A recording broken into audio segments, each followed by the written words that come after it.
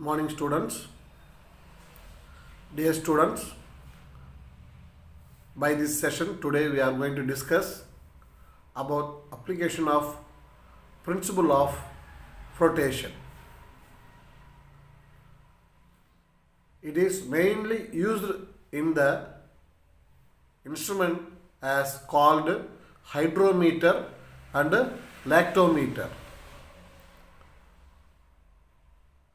Hydrometer, it is the instrument used for measuring the density or to measure relative density of the liquid is called hydrometer. That means hydrometer help us to measure density of the given liquid directly, or we can measure the relative density of the given liquids. What is the principle here using? Hydrometer is based on the principles of flotation. That is, the weight of the liquid displaced by the immersed portion of the hydrometer is equal to the weight of the hydrometer. Able to follow me? The principle which one following in using hydrometer is the weight of the liquid which is displaced by the immersed portion of the hydrometer is equal to the weight of the hydrometer, the total, the net weight of the hydrometer. Next, structure of instrument. Hydrometer consists of a cylindrical stem having a spherical bulb at its lower end and a narrow tube at its top or upper end. Able to follow? Listen. The hydrometer is a narrow stem like that. This is the full part. This is a narrow stem. In that, there is a spherical bulb at a lower end. This is the lower end of the stem being as bulb-like manner. This one. And then upper end as being narrow tube or narrow end. This one. The upper portion of the narrow tube. This one. So, the hydrometer having the two part. One is bulb-like manner, bulb-like shape being as lower end, then the narrow tube as being upper end. Point number 2. The lower spherical bulb is partially filled with the lead shot. Partially filled by lead shot or mercury. This helps hydrometer to float or stand vertically. In liquids. Point number 3. The narrow tube has markings so that relative density of a liquid can be read directly. Listen, the upper portion having the mark over on the tube. This is the one mark. This is another mark. This is another measurement mark. So, such a measurement which is present on narrow tube of the upper portion of the hydrometer help us to measure the density of the given liquid directly. The next one, the procedure, how have to use the hydrometer to measure the density. Point number 1. The liquid to be tested is poured into the glass jar like that. This is a glass jar, no? This one. So, the liquid to be tested have to pour into the glass jar. Point number 2. The hydrometer is gently lowered into the liquid until it floats freely. We should not drop the hydrometer suddenly, abruptly into the liquid. We have to hold the hydrometer and slowly have to allow to get immersed into the liquid slowly until it get float freely. Otherwise, some damage may be taking place with a hydrometer or a glass jar, that is container, like that. Point number 3, the reading against the level of liquid, the reading against about the level of liquid touching the tube gives the relative density. That means here, this portion, listen, this is the liquid layer, just touch on hydrometer. This is the level of the liquid touching the hydrometer, the narrow tube. That about that level of the liquid on narrow tube, what is the mark printed, that we have to take it directly. That will be the corresponding density of the liquid. This is a procedure. Next one, uses. Hydrometer may be calibrated for different uses, such as lactometer for measuring the density of the milk. The instrument which one used to measure the density of the milk, that is called a lactometer. The same principle only following. Point number 2, saccharometer for measuring the density of the sugar solution. That means what? In sugar solution, how much sugar has dissolved, the density of the sugar solution we can measure directly by using that saccharometer. Point number 3, alcoholometer for measuring higher level of alcohol in spirit. Alcohol level, what is present in the spirit, that we can measure by using alcoholometer. In this all three instruments, the same principle following. The next one, lactometer. One form of hydrometer is a lactometer. It is an instrument used to check the purity of the milk. So lactometer used to check the purity of the milk. Lactometer works on the principles of gravity of milk. Lactometer works on the principles of gravity of the milk. Next one, structure of the lactometer, the instrument. Point number 1. The lactometer consists of a long graduated test tube with a cylindrical bulb with the graduation ranging from 15 at the top to 45 at the bottom. This is the same what we have seen in the hydrometer, the same structure. The lower portion is what? Bulb-like shape, the lower portion. The upper portion as the what? The narrow tube. This one, this is the narrow tube. In that, the measurement marked at top start by as 15 at top. Then 45 at the bottom. The bottom marking 45.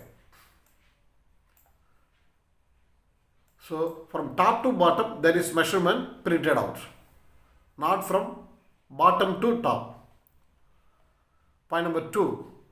The test tube is filled with air. The test tube is filled with air. This air chamber causes the instrument to get float. The test tube is filled with air. This helps to float. Point number 3. The spherical bulb is filled with the mercury to cause the lactometer to sink up to the proper level and to float in an upright position in the milk. As shown in the figure, the lower bulb partially have to filled by mercury. That mercury help to immerse the lactometer to certain extent into the milk to get float. Point number 4. Inside the lactometer, there may be a thermometer extending from the bulb into the upper part of the test tube where the scale is located. That means the inside of the bulb there may be one thermometer also attached like that. That thermometer show the temperature of the milk also or the liquid.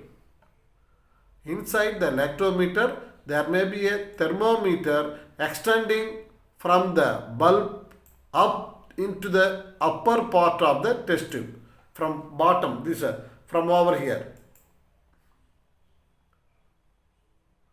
That means from over here the thermometer will be present. It will be extended to that one, not from bottom. Not from bottom.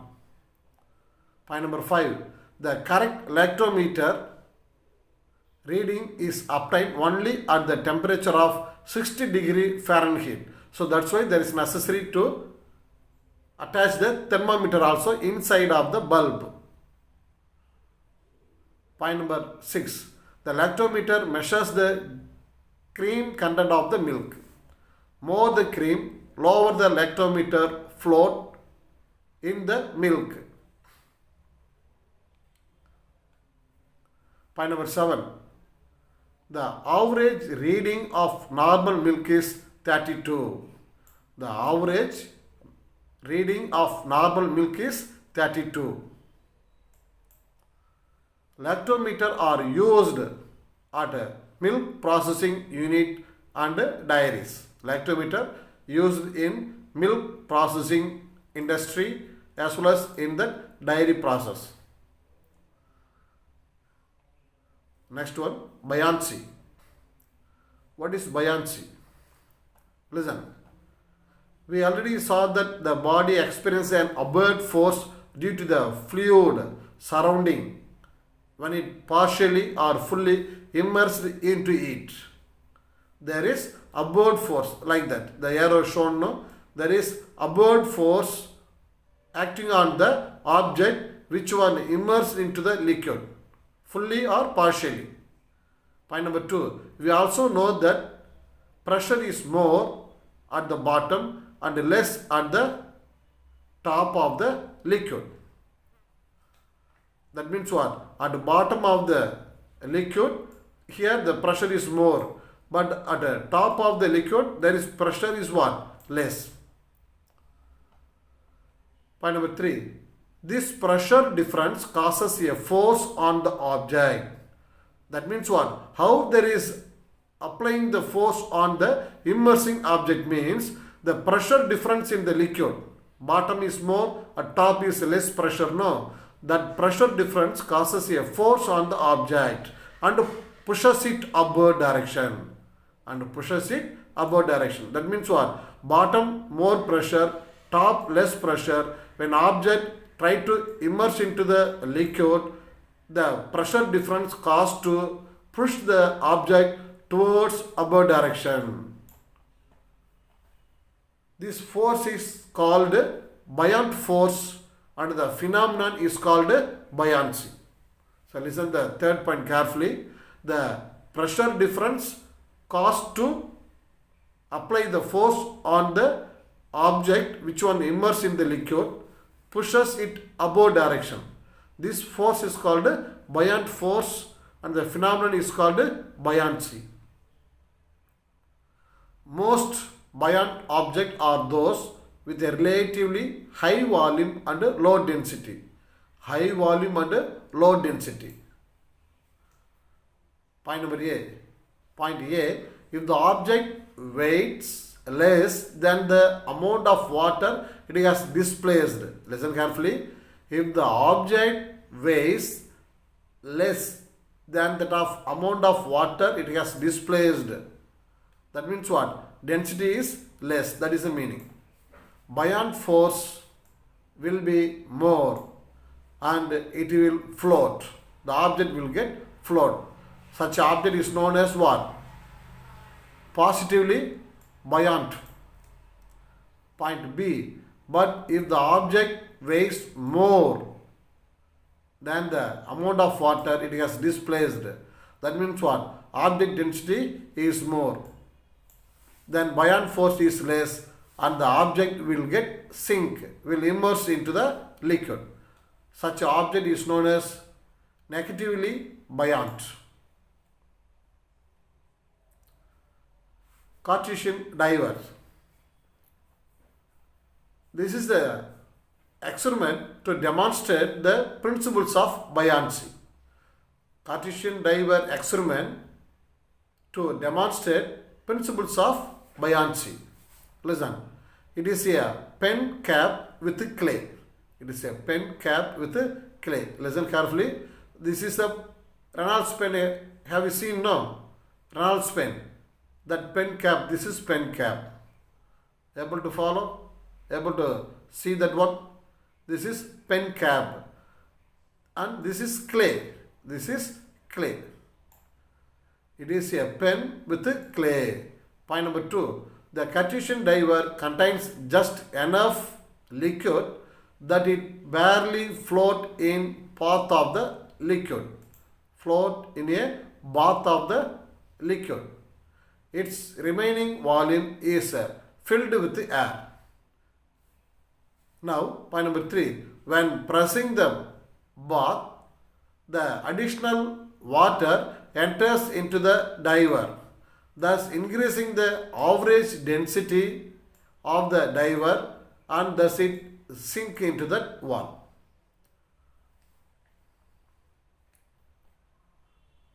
The next one,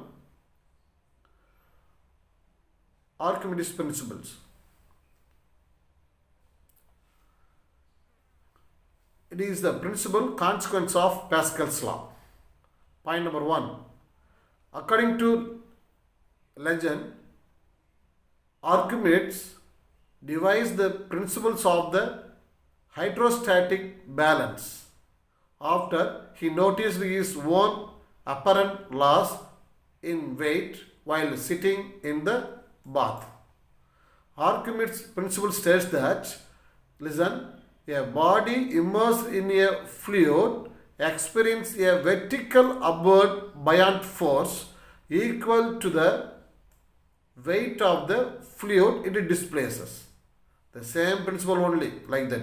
Principles of floating, no. The same principle also here. Point number 2. When a body is partially or completely immersed in a liquid at rest, it experiences an upthrust which is equal to weight of the fluid displaced by it. Point number 3. Due to the upthrust acting on the body, it apparently loses a part of its weight and the apparent loss of weight is equal to the upthrust. So, when there is object immersed into the liquid, fully or partially, there is weight loss on object. Point number 4. Thus, for a body either partially or completely immersed in a liquid, the upthrust force which is acting on that one will be equal to weight of the fluid displaced. In turn, it is equal to apparent loss of weight of the body. How much the weight of the body apparently lost? Now we can find out the apparent weight loss, apparent weight of an object is nothing but equal to true weight of an object in air minus upthrust, that is the weight of water displaced. Now we can calculate the apparent weight of an object in the liquid. Next to law of flotation.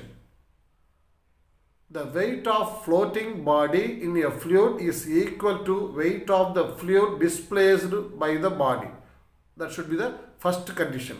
The second one, the center of gravity of the floating body and the center of buoyancy are in the same vertical line. By satisfying these two conditions, an object can get float on the liquid. The point through which the force of buoyancy is supposed to act is known as center of buoyancy. Is known as center of buoyancy. This one shown now.